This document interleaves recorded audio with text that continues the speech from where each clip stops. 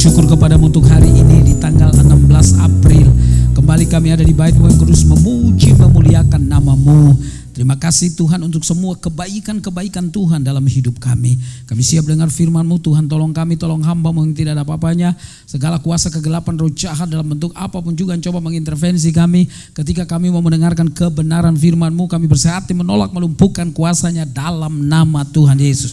Dan di dalam nama Tuhan Yesus kami berdoa dan siap untuk dengar firman-Mu. Amin. Silakan duduk. Yang main musik siapa namanya? Samuel bisa maju ke depan lagi. Makasih ya Sam. Saya bisa main di G. Kaulah harapan.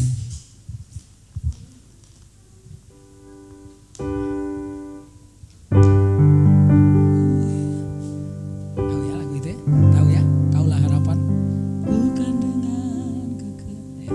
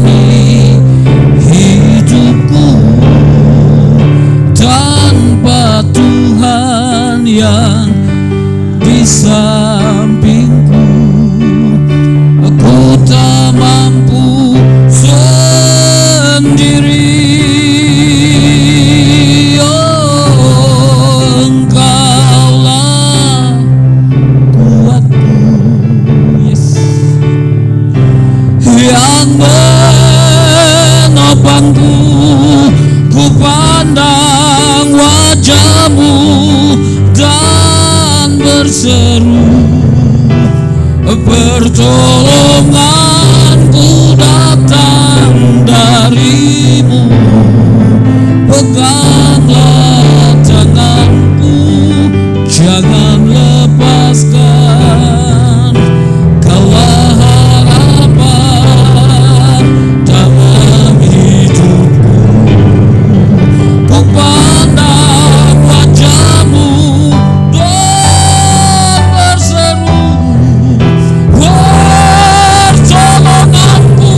hanya datang darimu.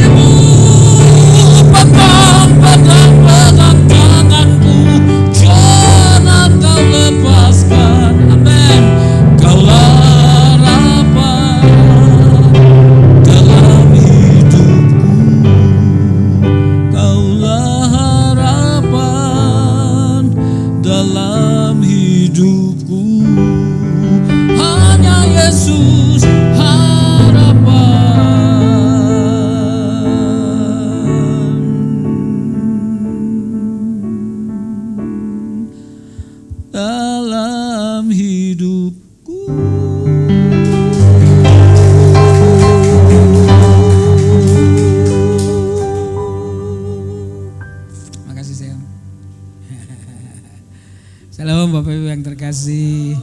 Mari kita buka dua bagian firman Tuhan. Yang pertama kita baca dari Kisah Rasul pasal yang keempat. Kisah Rasul pasal yang keempat. Bapak Ibu yang terkasih di dalam Tuhan. Yang pertama kita baca Kisah Rasul 4 ayat 12. Kisah Rasul pasal 4 ayat 12 yang berbunyi demikian. Oh, ada di situ. Dan keselamatan tidak ada di dalam siapapun juga selain di dalam Dia. Sebab di bawah kolong langit ini tidak ada nama lain yang diberikan kepada manusia yang olehnya kita dapat diselamatkan. Bagian yang kedua saya membaca dari Galatia pasal yang kedua ayat yang ke-19 sampai ayat yang ke-20. Galatia pasal yang kedua ayat yang ke-19 sampai ayat 20. Sebab aku telah mati oleh hukum Taurat dan untuk hukum Taurat, supaya aku hidup untuk Allah. Aku telah disalibkan dengan Kristus, namun aku hidup. Tetapi bukan lagi aku sendiri yang hidup, melainkan Kristus yang hidup di dalam aku. Dan hidupku yang kuhidupi sekarang di dalam daging adalah hidup oleh iman dalam Anak Allah yang telah mengasihi aku dan menyerahkan dirinya untuk aku. Bapak Ibu yang terkasih di dalam Tuhan, Bapak Ibu juga yang berada di rumah masing-masing melalui Zoom. Saudara-saudara yang terkasih, hari ini tema kita adalah, saudara yang terkasih, salib dan kebangkitannya mengubahku. Saudara, kenapa saya bilang kataku di sana? Supaya secara personal, saudara-saudara yang terkasih, bukan saja untuk Petrus, bukan saja untuk Paulus, bukan saja untuk saya, tetapi untuk kita semua secara personal, secara pribadi. Salib dan kebangkitannya mengubah kita, saudara-saudara yang terkasih. Mari kita perhatikan yang namanya Petrus. Kita tahu persis ceritanya, dia adalah salah satu dari 12 murid dan orang yang cukup dekat dengan Yesus selain Yohanes dan Yakobus. Saudara-saudara yang terkasih, dan Petrus itu adalah orang yang selalu mengaktualisasi diri, memperlihatkan diri. Petrus itu banyak bicara, berbeda dengan Yohanes. Kalau Yohanes itu banyak diam, Petrus itu banyak bicara. Saya pikir-pikir saya model Petrus kayaknya. Saya ini suka bicara, saudara yang terkasih. Anda kalau ngobrol saya semalam-malaman saya ladenin. Tapi kalau Anda suruh saya diam 1 jam, saya bisa mati, saudara-saudara yang terkasih. Petrus itu, nah dalam banyak bicara kadang-kadang kita ada kesalahannya, saudara-saudara yang terkasih. Tapi orang yang diam seperti Yohanes itu luar biasa. Banyak diam, banyak dengar. Dan saya percaya dia gak diam terus, pasti dia ngomong. Buktinya dari apa? Dia tulis, saudara yang terkasih. Rasul Yohanes itu tulis Wahyu, tulis 1 Yohanes, 2 Yohanes, saudara-saudara yang terkasih. Jadi dia juga menulis, pasti dia ngomong, saudara, dia bicara. Tetapi orang ini, Bapak Ibu yang terkasih, tidak banyak ngomong. Kalau Petrus, dia itu banyak ngomong. Dia selalu gak bisa diam itu. Dia selalu reaktif terhadap sesuatu. Ini orang gak ada rahasia yang bisa disembunyikan. Mungkin orang ini, saudara-saudara yang terkasih, Anda pernah gak lihat ibu-ibu yang Anda kalau mau tahu rahasia orang lain tanya sama dia? Ada itu. Anda suka ketemu di pasar, Enci ini nih, Enci ini mantap ini, Enci ini tahu semua nih, tahu semua pendeta di mana dikenal semua, Enci ini mantap ini. Kalau berita dari dia tuh, wah mantap itu, berita-berita segar, berita-berita baru. Cuman mungkin 90%-nya gak benar, mungkin saudara-saudara yang terkasih. Tapi ada orang yang seperti gitu, saudara-saudara. Tapi itu ternyata adalah sesuatu yang wajar. Manusia itu begitu. Bayangkan kalau di gereja sini semua diam. Pemimpin pujiannya semangat, Anda diam. Karena atas nama sifat Anda yang pendiam, Anda nyanyi juga pelan banget, saudara-saudara yang terkasih. Tapi Bapak Ibu yang terkasih, bayangkan kalau di sini orangnya senangnya reaktif atau spontan, saudara. Pemimpin pujiannya belum suruh nyanyi, udah nyanyi duluan. Wah, itu kacau juga, saudara-saudara yang terkasih. Tapi kita ini dari sifat yang macam-macam, yang beda-beda, saudara. Dan itu menarik. Menariknya apa? Karena Tuhan kita adalah Dia sanggup membuat orang yang seperti apa saja ketika mereka mengenal salib dan kebangkitannya bisa disatukan di dalam sebuah ibadah seperti hari ini. Bukankah saudara-saudara yang terkasih dalam Tuhan, waktu kita beribadah kita gak pernah tanya kamu dari suku mana? Ya, kamu dari suku mana? Hobi kamu apa? Gaji kamu 1 bulan berapa? Kan kita gak nanya, saudara yang terkasih. Yang penting kita namanya manusia, ada di dalam gereja, maka kita tahu bahwa Tuhan mengasihi kita, menjaga kita, menolong kita, membimbing kita. Lalu kemudian kita ada di sebuah wadah gereja seperti ini, GBI, supaya kita diajar. Tanggal 12 saya KKR di GBI Salom dengan Gembala Bapak Yori Tasik. Lalu beliau dengar saya khotbah KKR, dia baru pertama kali dengar saya khotbah. Walaupun kita suka ketemu di Ancol, waktu itu tante kan sakit tuh sebelum meninggal. Ya, lalu suka berenang di sana dan tante sudah dipanggil Tuhan. Jadi dia memang sudah bilang, Henry nanti kamu cari jadwal ini atur waktu biar pelayanan. Dan kebetulan mereka kemarin itu dewasa mudanya hari Rabu jadi saya KKR. Lalu ditanya minggu ini pelayanan di mana? Saya sebutkan gereja ini. Lalu dia kenal itu, kenal mami itu, dia kenal mami mertua ya. Dia kenal, iya, dia sebutin namanya. Ditanya gereja yang mana, kan di sini ada banyak tuh. Pak Yuyung ada di situ, Pak Filemon ada di situ, gitu banyak banget. Memang gereja paling banyak gereja itu ada di mana-mana. Nggak ada yang gedung yang kosong. Begitu kosong, GBI ada satu. Saudara yang luar biasa. Saudara-saudara yang terkasih di dalam Tuhan Yesus. Dan saya ini khotbah hampir tiap minggu di GBI. Hampir tiap minggu. Habis saya khotbah di sini saya mesti jalan. Di Dr. Yanto CK7. Saya mesti khotbah 3 kali. Minggu depan saya ke Lampung. GBI juga. Sudah GBI juga. Rayon 17 kalau nggak salah di Lampung itu. Jadi saudara tiap minggu saya khotbah di GBI saudara. Bapak Ibu yang terkasih di dalam Tuhan, tetapi yang menarik ketemu dengan banyak orang itu, ada banyak kesaksian yang saya bisa dengar ketika ngobrol-ngobrol dengan pengerja-pengerja yang menerima saya, saudara-saudara yang terkasih kalau ada waktu ngobrol, banyak itu kesaksian. Pak, dulu saya nggak kenal Tuhan, Pak. Pak, dulu saya jauh dari Tuhan, Kak, mereka cerita. Pak, dulu saya ini, istri saya rajin ke gereja, mas saya emang nggak mau, buang-buang waktu menurut saya. Dan banyak cerita yang saya dengar. Itu menunjukkan bahwa salib Kristus itu mengubah saudara-saudara yang terkasih orang-orang. Nah, Petrus 3,5 tahun dengan teman-temannya bersama dengan Yesus. Bapak Ibu yang terkasih di dalam Tuhan, Yesus itu sabar banget mengajar mereka. Ini kan bukan orang-orang yang terpelajar. Ini bukan orang-orang jaktim yang saudara-saudara yang terkasih hebat-hebat. Karena saudara yang terkasih katanya orang Jaksel itu mantap. Sekarang anak-anak jaktim juga bikin katanya podcast begitu untuk mengangkat orang Jakarta Timur. Jadi saudara sudah terangkat sekarang ini saudara yang terkasih. Tapi Bapak Ibu yang saya kasihi di dalam Tuhan Yesus, Petrus itu atau beberapa murid lain mengesalkan sebenarnya hati Yesus itu. Ini kok pengen nonjol masing-masing ya. Bahkan ibunya Yakobus dan Yohanes itu bilang sama Yesus, kalau kamu memerintah jangan lupa anak saya satu di kanan dari ke tempat kamu, tempat duduk kamu, yang satu di sebelah kiri. Artinya saudara-saudara, karena mereka ini masih saudara sebenarnya. Artinya saudara-saudara yang terkasih dalam Tuhan, nepotisme itu dari dulu sudah ada. Sudah ada itu nepotisme saudara yang terkasih. Saya suka khotbah di Kejaksaan Agung. Wah, itu kalau salaman orang Batak 90%. Ada orang Batak di sini? Ada, enggak ada. Ada orang Batak di mana-mana ada 90%. Napi itu puluh, Simanjuntak, Karahap, kaget saudara. Jawa paling 1 orang, Manado 1, Ambon 1. Dalam hati saya pikir-pikir apa negara ini punya orang Batak saudara-saudara yang terkasih. Tapi orang Batak itu saling menolong, itu salah satu yang baik gitu. Saudara mereka bilang, kau udah mana? Udah selesai kuliahmu, nanti kau praktek sini dan seterusnya. Artinya saudara-saudara yang terkasih enggak apa-apa untuk menolong orang jadi baik ya. Orang Tionghoa juga sangat penting, yang namanya keluarga itu penting banget. Penting banget, saling ngumpul itu saudara-saudara yang terkasih penting banget. Sehingga saudara yang saya kasihi di dalam Tuhan Yesus, ketika murid-murid itu berada dengan Yesus itu saudara, mereka betul orang-orang yang sederhana. Pemungut cukai, para nelayan. 3,5 tahun itu mungkin kalau kuliah sekarang ya D3. Tapi jangan main-main dengan apa yang Yesus lakukan terhadap mereka. Ngajar mereka, habis itu besoknya praktek. Ngajar lagi, besoknya praktek. Ngajar lagi, besoknya praktek. Jadi kuliah padat saudara-saudara yang terkasih. Kuliah apa ngajar, kuliah sambil kerja, kuliah kerja. Learning by doing saudara yang terkasih. Mereka lihat apa yang Yesus lakukan. Jadi ini SKS-nya bisa S3. Jangan main-main loh. Hebat-hebat, apalagi dekat Tuhan. Iya kan?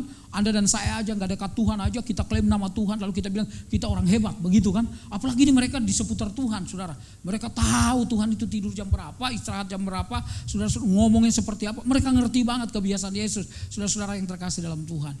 Nah, Bapak Ibu yang terkasih di dalam Tuhan Yesus, tetapi Yesus melakukan hal-hal yang baik, hal-hal yang menolong orang, untuk saudara-saudara yang terkasih orang-orang itu bisa ditolong.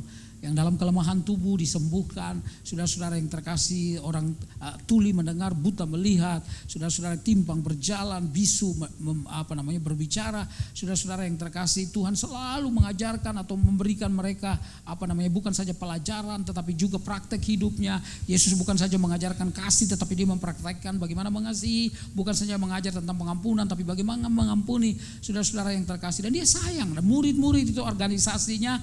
Yudas itu saudara-saudara yang terkasih, dia adalah bendahara yang pegang uang, saudara. Berarti kan dipercaya dong sama Yesus, ya. Yohanes itu barangkali tim pendoa, kan dia banyak diam itu. Petrus itu barangkali humas, saudara. Oh itu kan banyak ngomong, ini mantap ini saudara. Ini mantap ini acara ini bagus. Oh datang dan seterusnya. 12 orang yang dia didik itu dengan harapan bahwa orang-orang ini akan menjadi orang-orang yang hebat ke depan. Tapi murid-murid itu gak siap dengan namanya tantangan. Teman-teman, Bapak Ibu yang terkasih dalam Tuhan,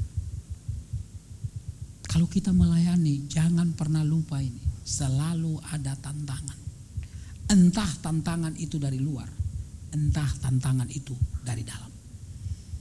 Saya baru pulang dari Solo tanggal 11. Tanggal 9 sesudah khotbah, lalu kemudian saya langsung ke bandara, saudara-saudara yang terkasih dalam Tuhan, dan ke Solo.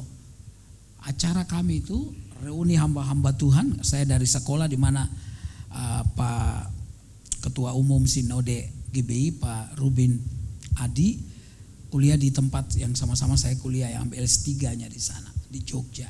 Saudara-saudara yang terkasih. Jadi saya datang di sebuah gereja di mana gembalanya itu dulu waktu saya masih kuliah tingkat 2 sudah sering khotbah di sekolah mereka, namanya SMP Negeri 7 di Solo.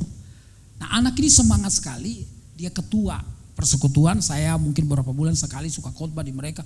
Dan saya lihat semangat sekali, mereka begitu giat. Dari SMP itulah mereka ada 4 orang jadi hamba Tuhan. Dia salah satunya. Tapi di tahun 2010, saudara-saudara yang terkasih, mereka tinggal di daerah Sukoharjo.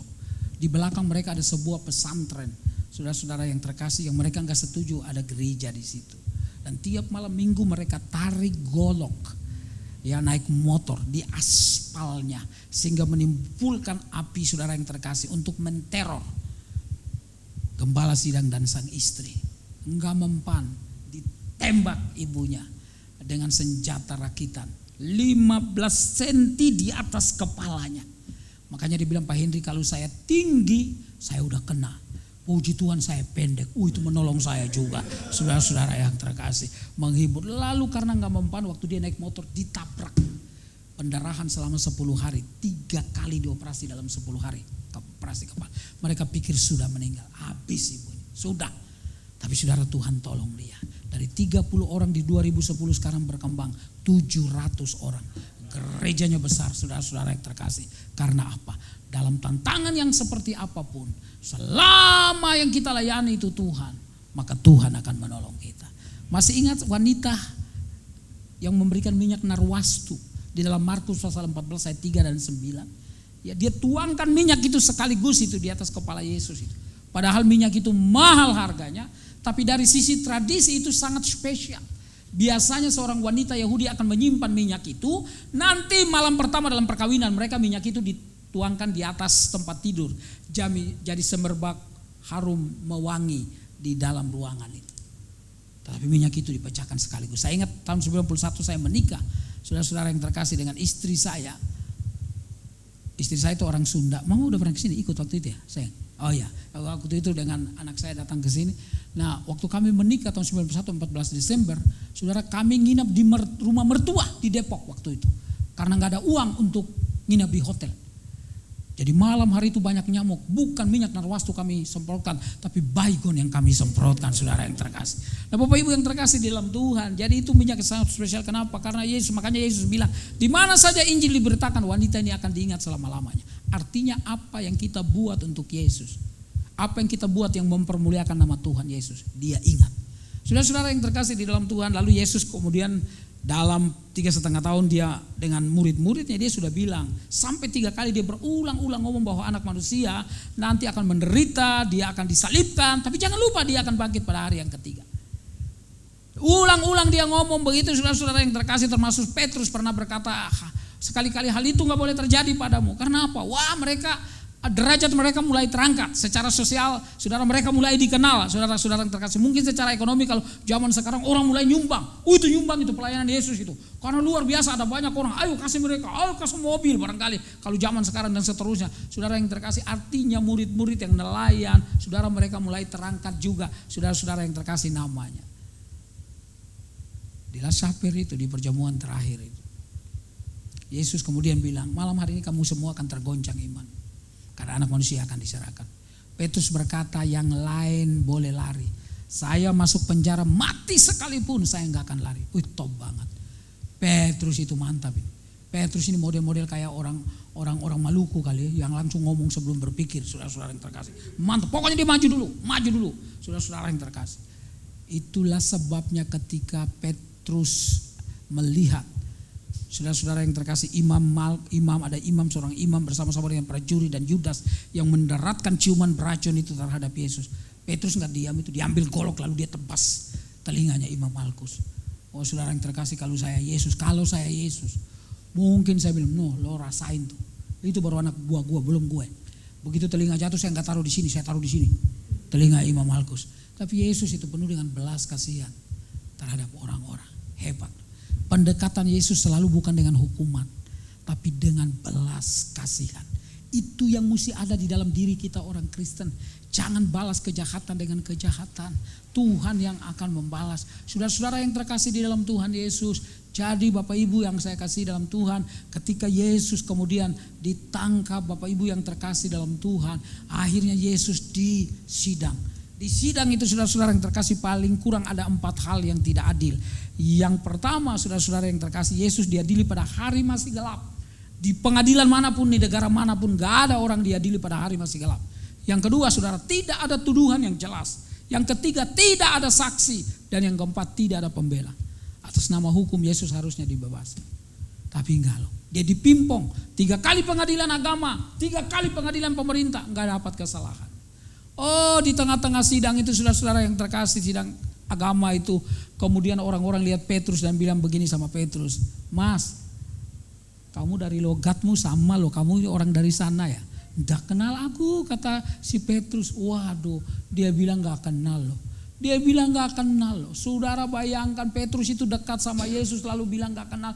Kira-kira bagaimana kalau Anda suami istri dalam satu pertemuan alumni antara kira-kira saudara sebagai suami, alumnimu lalu istri, alumni sekolah melalui istri ikut. Terus orang tanya, ini siapa? Enggak, ini saudara saya. Oh, pulang dicubit itu sama istrimu. Oh, kamu enggak ngaku, aku istrimu. Kamu enggak ngaku ya. Saudara-saudara yang terkasih di dalam Tuhan Yesus. Jadi yang namanya Petrus itu nyangkal loh. Nyangkal, dia bilang saya enggak kenal. Saya enggak kenal, sampai dia sumpah enggak kenal yang namanya Yesus. Bapak Ibu yang terkasih dalam Tuhan, ketika 3 kali pengadilan agama terakhir di Pilatus mengadili dan akhirnya diambil air dan dia berkata, dia mencuci tangan, dia berkata, darah orang benar ini tidak tertanggung atas aku. Wow, sangat mengecewakan. Yesus, saudara-saudara yang terkasih, gak bersalah, tapi tetap dia yang diambil. Bukan Barabas, bukan penjahat itu, tapi Yesus kemudian saudara diarak untuk disalibkan. Dalam arak-arakan itu saudara-saudara yang terkasih, Yesus berjalan, dipukul saudara-saudara yang terkasih dalam Tuhan, dicemeti, ditendang, diludahi, semua kata-kata makian yang pernah Anda dengar dalam dunia ini. Hari itu ditimpakan kepada Yesus. Saudara-saudara yang terkasih, karena semalam-malaman Yesus tidak tidur, ditambah dengan darah bekas. Saudara-saudara yang terkasih mengalir karena bekas cambuk yang begitu ditarik, membuat luka menganga di sana sini dari sekucur tubuhnya, sehingga saudara Yesus lemas, dia jatuh terjerembab. Saudara-saudara yang terkasih, karena darah habis. Kemarin pagi saya khotbah di alumni sekolah saya di Tanjung Priok, tapi sebelumnya saya ke rumah sakit karena teman saya HB-nya turun sampai 6. HB itu katanya 12 ya, turun sampai 6. Akhirnya kemarin dilarikan ke Singapura, saudara yang terkasih. Walaupun sudah naik. Ditanya kenapa, karena ada pendarahan. Selalu katanya HB itu pasti berhubungan dengan pendarahan, darah yang keluar. Yesus darahnya lebih banyak dan diduga sekitar 1 liter kan. Yesus darahnya banyak Pak, Bu, banyak darahnya keluar. Dan dia gak kuat lagi, dia jatuh saudara. Itulah sebabnya Simon Kirene yang harusnya merayakan Paskah di Yerusalem dipaksa untuk memikul salib. Apakah Yesus sudah bebas? Belum. Masih diarak, masih dicemeti, dicambuk, ditendang, dimaki, ditempeleng, diludahi, saudara-saudara yang terkasih. Dan kemudian sampai di atas bukit Golgota itu dia dibaringkan di atas kayu kasar itu. Tangan kirinya ditarik lalu dipaku, Pak, Bu. Kemudian tangan kanannya ditarik lalu dipaku. Kakinya ditarik, disilangkan lalu dipaku. Kepalanya dipakaikan mahkota berduri, bukan tanda penghargaan tapi tanda penghinaan. Dan waktu dia didirikan dan ditancapkan di tanah itu menimbulkan sebuah kesakitan yang luar biasa. Karena paku itu menahan daging, saudara-saudara yang terkasih. Lambungnya kemudian ditombak. Dan dengar baik-baik ibu bapak, setiap kali dia bernafas, darah keluar dari tangan, kaki, lambung dan kepalanya. Adakah seorang bapak di dunia ini yang punya kuasa tapi membiarkan anaknya bernafaskan darah? Tidak ada. Tapi mengapa bapak kita di surga membiarkan anaknya bernafaskan darah? Karena dia sangat mengasihi saudara dan saya. Karena itu di atas kayu saliblah semua bentuk dosa kita diselesaikan oleh dia. Di atas kayu salib itulah semua bentuk penyakit dalam nama Yesus disembuhkan oleh dia. Kalau Anda lihat saya tadi berjalan kan gak terlalu gagah. Dulu juga gak gagah juga sih. Saya kena stroke, saudara-saudara yang terkasih, stroke ringan. Saya masuk RSPD 17 hari. Dokter Sulis adalah asisten dari dokter terawan yang men-DSA saya. Berkata, Pak Pendeta, mujizat terjadi untuk diri Bapak. Sebab sakit seperti saya biasanya orang koma yang pertama. Yang kedua mulut bengkok dan lidah pelo. Tapi itu tidak terjadi. Waktu saya hidroterapi di seorang dokter di daerah Kemang, terapi air saudara yang terkasih untuk latih jalan. Dokter Maria, saya masih ingat namanya. Waktu dilihat rekam medis saya, dia bilang, Pak buka maskernya. Lalu saya buka, oh mulut Bapak gak bengkok ya? Enggak Bu. Coba ngomong, oh lidah Bapak gak pelo ya? Bapak kerja apa? Saya pelayanan, pastor atau pendeta? Saya bilang pendeta. Pantas Pak Pendeta. Pantas apa Bu Dokter? Karena pendetanya suka banyak ngomong, lidahnya elastis gak pelo. Puji Tuhan. Kalau begitu kita ngomong terus, amin. Bicara terus tentang kebaikan Tuhan. Ada kesaksian, maju ke depan, nyanyi, ngomong tentang pengalaman bersama dengan Tuhan. Karena Tuhan yang menjaga hidup kita. Saudara yang terkasih di dalam Tuhan Yesus, waktu Yesus di atas kayu salib itu, paling tidak ada beberapa hal yang mau didapat. Yang pertama saudara yang terkasih adalah tontonan publik. Saudara, itu adalah pertemuan beberapa jalan. Dan orang lihat Yesus, oh dia sudah di atas, oh sudah disalibkan. Salibkannya bersama dengan siapa? Orang jahat. Apa Yesus buat kejahatan? Tidak sama sekali. Yesus tidak sama sekali, saudara.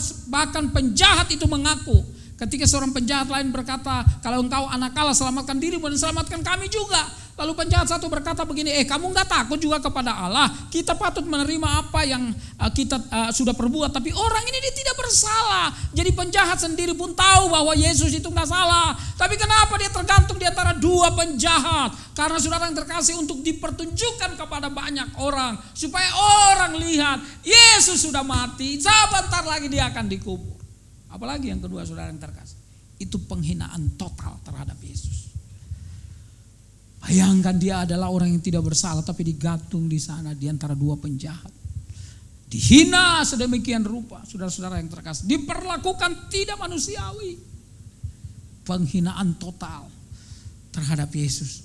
Yang ketiga saudara yang terkasih, disiksa dengan mati secara perlahan-lahan. Dan itu mengerikan Pak, Bu.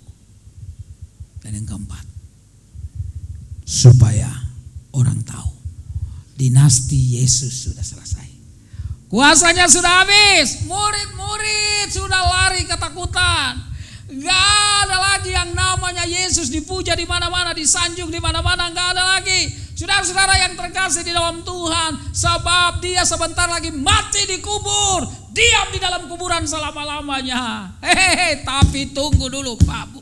Tunggu dulu, apakah itu betul? Tidak. Sebab pagi hari di hari Minggu, hari pertama dalam kalender orang Yahudi, saudara-saudara yang terkasih, wanita-wanita datang, mereka bareng-bareng Pak. Kenapa? Karena wanita-wanita itu mereka sayang banget sama Yesus. hati, pikiran, perasaan, emosi mereka semuanya tersita oleh kebaikan Yesus. Makanya mereka ingat. Wanita itu di mana-mana pengingat yang bagus ya, betul ya. Wanita itu aduh selalu ingat. Wanita itu baik. Saya kalau ketemu bapak-bapak cuma ditanya begini, apa kabar Pak? Baik, puji Tuhan. Kalau ibu-ibu enggak, sudah makan belum? Mau minum apa Pak? Itu ibu-ibu saudara. Jadi ibu-ibu itu mantap. Saudara-saudara yang terkasih dalam Tuhan. Ibu-ibu itu ahli sejarah, betul ya?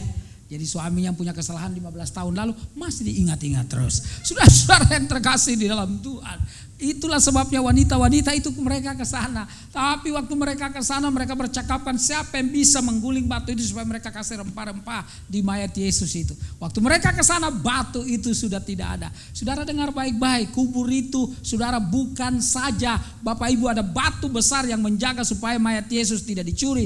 Bukan saja ada meterai kaisar sebagai tanda kalau Anda ganggu itu berarti Anda ganggu pemerintah Romawi. Tetapi juga di sana ada prajurit lengkap dengan senjata. Sebuah kekuatan yang gak bisa diterobos oleh orang biasa. Dengar baik-baik saudara, tapi tubuh Yesus adalah tubuh kebangkitan. Sehingga walaupun batu itu ada di sana, walaupun prajurit dengan senjata lengkap ada di sana, walaupun ada meterai kaisar di sana, Yesus bisa bangkit. Sebab tubuh Yesus adalah tubuh kemuliaan yang tidak terbatas dengan ruang dan waktu. Walaupun batu itu masih ada di sana, Yesus tetap bangkit. Tetapi batu itu dipindahkan supaya apa? Supaya orang dari luar lihat ke dalam bahwa Yesus tidak ada lagi.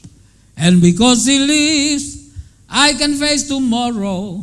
Because He lives, all fear is gone. Semua ketakutan hilang. Batu itu dipindahkan supaya orang luar bisa lihat ke dalam. Ya, Yesus gak ada lagi. Dia bangkit, Dia hidup. Itu kemenangan abadi, kemenangan kekal bagi setiap saudara yang percaya kepada Yesus. Berarti maut tidak berkuasa untuk hidup kita. Karena itu ketika saya masih ada di kursi roda, saya sudah khotbah. Saya sudah keliling khotbah. Dan saya percaya kalau Tuhan tolong saya dalam vonis dokter dan boleh menjadi seperti sekarang. Saya tahu karena Tuhan kasih saya kesempatan untuk tetap melayani Dia. Setia Pak, Bu, setia. Setia. Saya dalam hidup saya selalu berdoa, Tuhan tolong saya supaya saya jangan pilih-pilih pelayanan. Pelayanan mau sedikit orang bahasa bodoh, mau banyak orang juga emang kenapa saudara yang terkasih. Maksud saya melayani Tuhan itu saudara-saudara yang terkasih, jangan pikir fasilitas. Jangan pikir iming-iming uang dan lain sebagainya saudara yang terkasih. Berdosa gitu. Tapi melayani Tuhan karena tahu Tuhan sudah mencintai kita. Itu yang Bapak Ibu yang terkasih dialami oleh Petrus dan Paulus. Petrus saudara-saudara yang terkasih ketika kuasa kebangkitan menggapi dia, dia berubah secara radikal. Saudara-saudara yang terkasih dalam kalender gereja sekarang kita ada di masa-masa penampakan sebelum kenaikan. Karena kurang lebih 40 hari Yesus menampakkan diri kepada para murid. Secara khusus 3 kali dia menampakkan diri kepada Petrus. Karena apa? Petrus ini pemimpin besar. Petrus ini sebenarnya hebat. Nanti menjadi orang yang luar biasa. Cuma dia harus diyakinkan bahwa dia punya Tuhan itu tidak mati selama-lamanya. Tapi hidup selama-lamanya. Itu yang saudara juga mesti tahu bahwa kuasa maut saja sudah dikalahkan, apatah lagi penyakit yang lain. Karena itu Bapak Ibu yang terkasih, walaupun saya masih terus menolong diri saya untuk terapi, tiap hari saya jalan 1 jam. Saya udah 2 minggu nih mungkin gak ke Ancol. Biasanya pergi ke Ancol, saudara-saudara yang terkasih jalan di pasir, berenang dan seterusnya. Untuk digerakkan semua tubuh supaya jadi lebih sehat lagi. Saya saudara yang terkasih dorong saudara jangan pernah nyerah dengan namanya penyakit, nggak usah terlalu dipikirin, ya Bapak Ibu. Artinya saudara betul obat tadi ke dokter, iya, tapi nggak usah terlalu aduh ini bagian, udahlah, habis berobat serahkan sama Tuhan, saudara-saudara yang terkasih, karena itu yang paling penting. Orang itu mikirin terus, udahlah, nggak usah dipikirin, udah minum obat, udah hati senang, pikiran senang, saudara-saudara yang terkasih, nyanyi aja, tiap hari nyanyi, saudara-saudara yang terkasih. Ya, hati harus senang, dibuat senang. Jangan diintimidasi oleh macam-macam tekanan. Saudara-saudara yang terkasih, biarlah Tuhan menekan yang menguasai hidup saudara dan saya. Bapak Ibu yang terkasih di dalam Tuhan, Petrus mulai berubah sehingga apa? Dia nggak takut lagi. Dulu orang ancam dia takut, sekarang diancam pun dia nggak takut. Waktu dia diancam dalam Kisah Rasul pasal 4, dia berkata, waktu mereka bilang jangan lagi ngomong tentang nama Yesus itu. Tapi Petrus berkata, silakan kamu pilih, taat kepada Allah atau taat kepada manusia. Sebab bagi kami tidak mungkin kami tidak berkata-kata tentang apa yang kami lihat dan apa yang kami dengar. Saudara-saudara yang terkasih, Petrus begitu menjadi berani. Makanya kemudian dia tadi ngomong itu, di bawah kolong langit ini. Luar biasa, ini nelayan loh. Pernyataannya luar biasa, di bawah kolong langit ini. Tidak ada nama lain yang diberikan yang kepadanya manusia diselamatkan. Kecuali dalam nama Yesus. Artinya Petrus punya keyakinan, saudara-saudara yang terkasih. Salib dan kuasa kebangkitannya membuat dia menang. Tetapi juga Paulus, seorang penganiaya, Bapak Ibu yang terkasih dalam Tuhan. Dia menganiaya orang percaya, dia menyeret orang percaya. Tapi dalam sebuah penglihatan, Yesus kemudian berkata, Saulus, Saulus, mengapa engkau menganiaya aku? Dan Saulus menjadi orang yang berubah. Hampir sebagian besar perjanjian baru ditulis oleh yang namanya Rasul Paulus. Memang karena latar belakang dia orang pintar, saudara-saudara yang terkasih dalam Tuhan. Karena itu dia bilang begini, bagiku hidup adalah Kristus dan mati adalah keuntungan. Kalau Paulus, kalau Petrus yang begitu keras kepala bisa diubah oleh Tuhan, Anda dan saya bisa diubah oleh Tuhan. Tidak ada hal yang tidak mungkin. Karena itu periksa diri kita masing-masing pada pagi hari ini. Lihat diri kita masing-masing. Kalau ada hal-hal yang salah, bilang sama Tuhan, Tuhan tolong saya supaya kuasa salib dan kebangkitanmu mengubah hal-hal yang salah menjadi hal-hal yang baik dalam hidup saya. Tuhan tolong saya supaya saya melihat pengorbanan Tuhan sebagai kemenangan di atas kayu salib. Dan kebangkitanmu membuktikan bahwa tidak ada kuasa apapun yang bisa menahan kuasa Tuhan. Jangan biarkan saya hidup dalam ketakutan. Sebab kalau Tuhan bersama dengan saya, maka tidak ada yang tidak mungkin. Maju terus Bapak Ibu yang terkasih. Setia terus kepada Tuhan. Sebab salib dan kuasa kebangkitan yang membuktikan bahwa dia penguasa segala sesuatu. Bahkan maut pun sudah dikalahkan oleh Yesus. Mari tunduk kepala kita berdoa. Bapa dalam surga, Tuhan Yesus yang sangat amat baik bagi kami. Kami bersyukur kepadamu hari ini kami belajar tentang Petrus dan Paulus yang diubahkan oleh Tuhan. Ketika salib yang menunjukkan penderitaan Tuhan, tetapi juga sekaligus menyelesaikan persoalan kami di sana. Dia tidak tinggal di salib, dia tidak tinggal di kuburan, tapi dia bangkit, dia hidup karena dia berkuasa atas segala sesuatu, termasuk alam maut. Itu kami berdoa Tuhan, kalau kami sedang bergumul dengan sesuatu yang buruk, yang tidak baik, dalam nama Yesus ubah kami Tuhan, ubah kami. Kalau Tuhan sudah ubah Petrus, Tuhan ubah Paulus, Tuhan ubah banyak hamba-hamba Tuhan yang kami kenal, maka Tuhan juga bisa mengubah diri kami menjadi lebih baik lagi. Dan Tuhan tolong supaya hidup kami menjadi kesaksian bahwa salib Kristus dan kuasa kebangkitannya membuat kami bergairah untuk setia mengikuti Engkau. Terima kasih Bapak. Ini doa kami, ini penyerahan hidup kami. Kami serahkan diri kami masing-masing ke dalam tangan-Mu. Tuhan memberkati juga gereja ini Tuhan. Dalam nama Yesus, supaya orang-orang yang masuk ke tempat ini, datang ke tempat ini, merasakan kasih Tuhan, merasakan kebaikan Tuhan.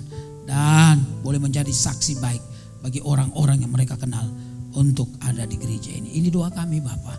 Dalam nama Yesus kami berdoa.